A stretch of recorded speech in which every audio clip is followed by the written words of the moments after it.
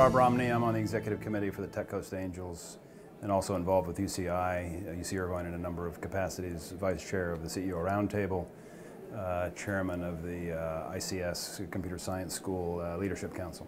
What kind of due diligence materials should the entrepreneur be prepared to present to the potential investor? Well, there's multiple stages in the investment process. Initially, you need to present the financial condition, some sales, operating cost, income statement, balance sheet type information, if there is such a thing, and any kind of intellectual property protection. These are the types of things that can help the angels initially do what we call a pre-screen.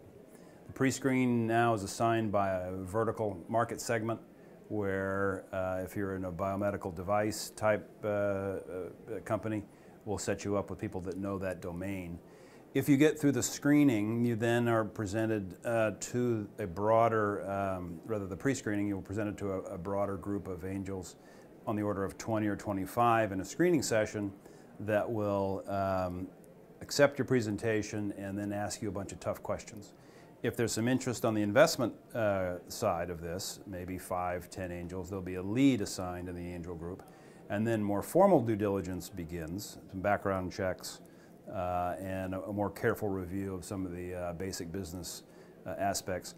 If that proceeds and there are a number of angels interested, it might get syndicated to the broader angel network, LA, San Diego, Inland Empire, Santa Barbara, and it's a total of 400 angels that could potentially contribute money for the investment. So when you talk about that being brought then to, for a greater analysis, a greater looking into the background, what does that entail in terms of the due diligence part of it, once you've gone through the screening and you were actually at the investment phase? Well, there really are several aspects of it. There's more technical aspects in terms of have you been filing appropriate tax returns? Is it properly incorporated? Are there legal issues outstanding? Are the background checks clear? Do you really own the intellectual property you claim you do? All of those sort of technical aspects are looked at more carefully. But then another aspect of the due diligence is equally important to the investment side, is a closer review of the market viability of the product.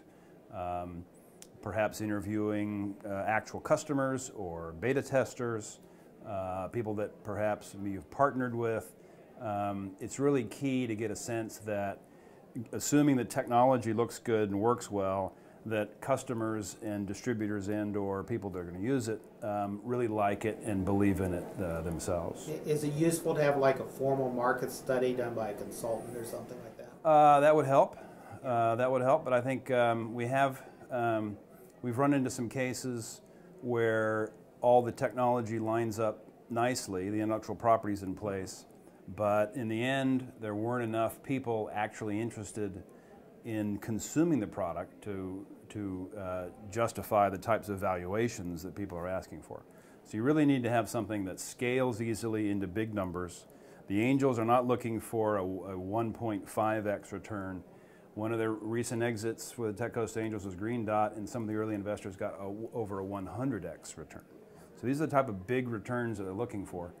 So just a marginal improvement in a product isn't going to attract much attention. So how does the due diligence process also look into the risk factors, from your... Well, that's a complex assessment, and unfortunately in today's market, more and more angels in the VC as well are risk averse. And so that's why having external proof that the customers are actually buying it, ideally, and some of the angels are now saying, gee, if the company doesn't have revenue, in other words, somebody's buying the product, we don't want to look at it. I think that's a little too strict at the early stage funding. But people are far more sensitive in the last couple of years to trying to assess the risk. Okay. And so you've been through this process, you've done it both as the investor and as the entrepreneur. Any tips that you want to pass along to the entrepreneurs about the due diligence process? I think one of the key tips would be to link up with someone who's been through it before, who can guide you and try to help you avoid any clear mistakes. Unfortunately, in the angel process, if you go through and there's some stumbling block, it's not often you'll get another round trip through. So that first impression, that first process, you really want you have your ducks in a row, and that really is a key to get it right. The angels will be impressed that you've got it all ready to go, and that may well involve one of the angels who is a lead helping you, or perhaps someone on the outside that's been through it before, to really make it a smooth process.